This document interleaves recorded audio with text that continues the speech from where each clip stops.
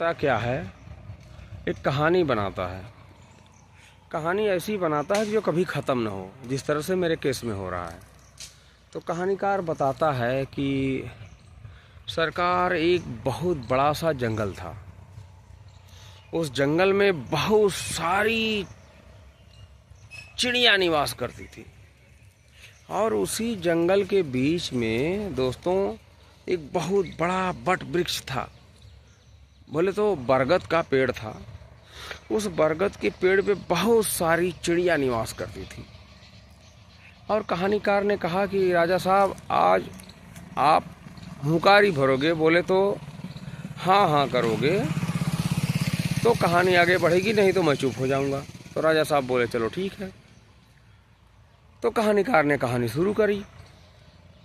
तो सरकार, एक बहुत बड़ा जंगल था और उस जंगल के बीच में एक बहुत बड़ा बट वृक्ष था। उस बट वृक्ष पे बहुत सारी चिड़िया निवास करती थी, जैसे मेरे केस में हो रहा है। आप सोचते रहिए। तो उसी तरह से तो फिर राजा साहब बोले फिर बोले एक शिकारी आया और वो पेड़ के नीचे सोया।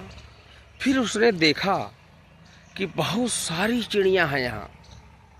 फिर उसने धनुष पर बाण चढ़ाया। राजा साहब बोले फिर बोले कि एक चिड़िया उड़ी फुर।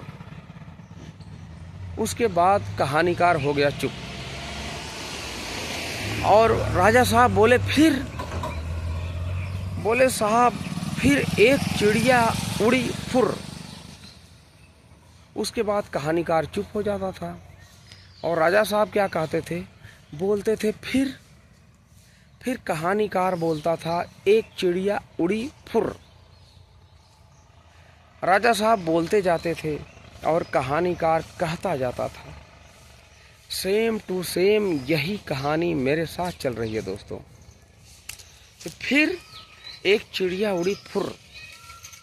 बोले फिर एक चिड़िया उड़ी फुर। राजा बोले आगे तो बढ़ यार।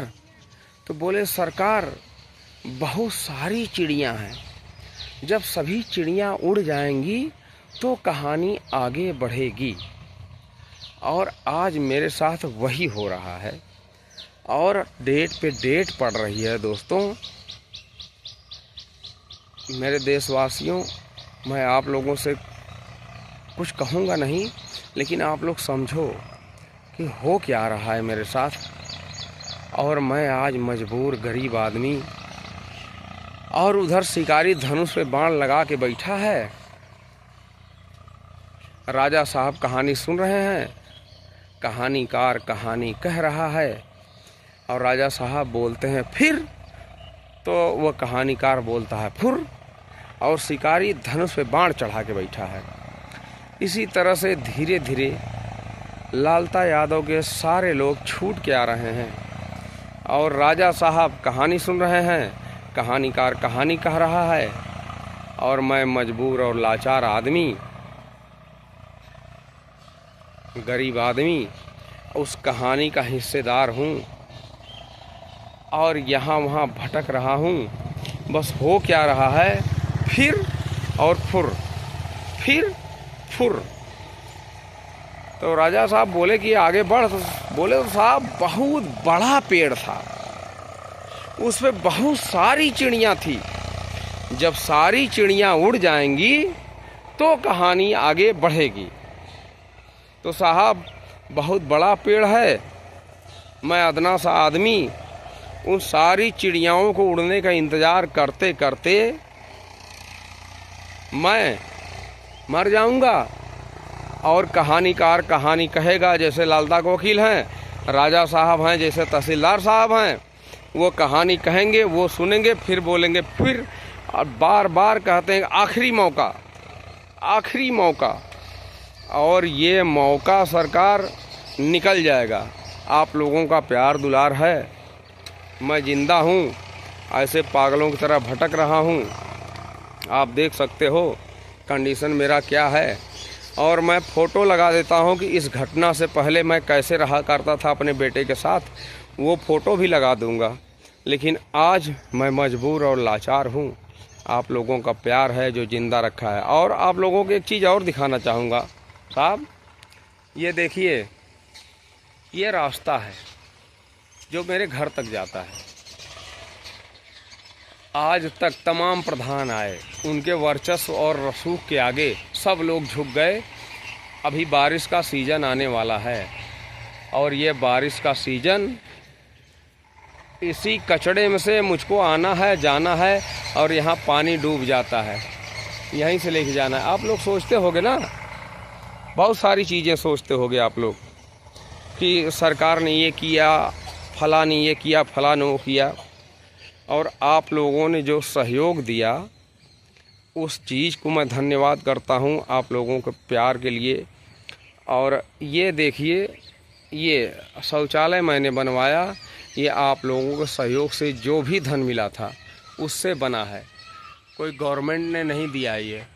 और ये रास्ता भी बगल में देख लीजिए, ये देख रहे हैं, ये रास्ता कीचड़ से भर जाएगा अभी बारिश में, और कोई सहारा नहीं।